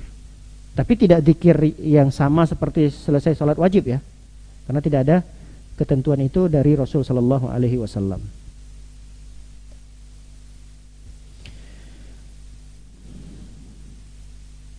Baik, pertanyaan berikutnya, Ustadz, jika kita mengqadha salat witir di pagi hari menjadi 4 rakaat dengan tahiyat awal atau tanpa duduk di antara 2 sujud. Jika salat tahajud hanya 2 rakaat, berapa rakaat yang harus diqadha rakaat diqadhanya? Baik, bagaimana pelaksanaan salat pengqadhaan salat witir? Kalau dia biasanya mengerjakan 3 rakaat nih, tapi karena ingin diqadha di siang hari, di pagi hari, dia jadi 4 rakaat. Bagaimana pelaksanaannya? Kerjakan aja 2 rakaat salam, 2 rakaat salam. Tapi niatnya udah jelas ya, ini witir gitu. Kita kerjakan 2 rakaat, assalamualaikum, berdiri lagi. Kemudian kita takbiratul ihram, kemudian tasyahud akhir, assalamualaikum. Jadi 4 rakaat yang dikerjakan 2 salam tadi, niatkan itu adalah salat witir. Kemudian kalau dia sholat tahajudnya terbiasa di malam hari, itu 2 rakaat. Jadi terbiasa karena memang bangunnya mepet ya, saja setiap setengah jam bangun. Dia bisa cuma mengerjakan sholat itu, sholat malamnya 2 rakaat, ditutup dengan sholat witirnya 3 rakaat atau 5 rakaat. Ya sudah, kalau dia mau mengqadha itu, tinggal dia tambah saja 1 rakaatnya lagi. Kalau kebiasaannya 5 rakaat, ya tinggal dia kerjakan 6 rakaat. Jadi sholat witir, sholat malamnya 2 rakaat, sholat witirnya jadi 4 rakaat, jadi 6 rakaat. Begitu cara pelaksanaan qadha terhadap sholat malam dan sholat witir yang ditinggalkan atau tertinggalkan di malam itu, hendak diqadha di pagi hari. Ya, Allah alam bissawab. Demikian kajian singkat ini, semoga menjadi ilmu yang bermanfaat dan dapat kita amalkan dalam kehidupan kita sehari-hari. Semoga Allah Subhanahu wa taala memberikan selalu kesehatan kepada kita, memberikan umur yang panjang sehingga kita bisa bertemu dengan bulan Ramadan ini dalam kondisi sehat walafiat. Semoga Allah Subhanahu wa taala memberkahi kita semua, memberkahi harta kita, memberkahi umur kita, memberkahi keluarga kita, yang dengannya kita mudah-mudahan bisa selalu patuh dan taat kepada Allah Subhanahu wa taala. Subhanakallahumma bihamdika asyhadu an la ilaha illa anta astaghfiruka wa atubu ilaik. Assalamualaikum warahmatullahi wabarakatuh.